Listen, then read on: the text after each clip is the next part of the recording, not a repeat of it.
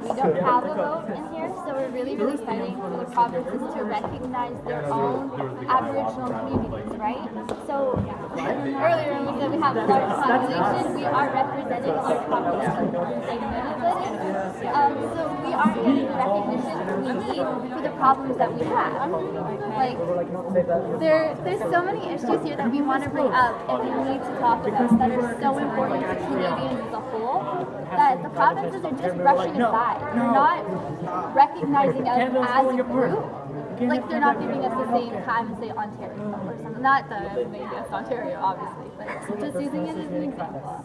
Like, we're being brushed in the corner. Because it's the most structured one. We have a voice too, and because the same's running it, right? It's not. And so we don't get to say anything at all. That's all I can really say about that.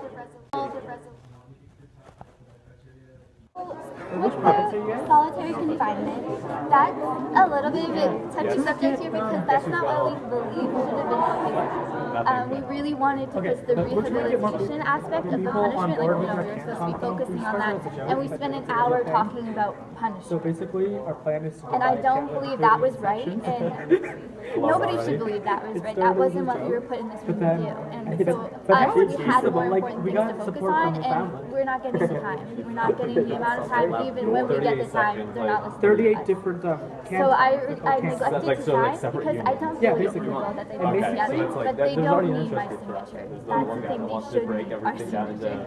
Because we're a very large group of candidates, and especially with the prisons, we represent 23% of all Canadian citizens in prison. That's Isaac. That's a lot. That's our leader. That's a ton, guys.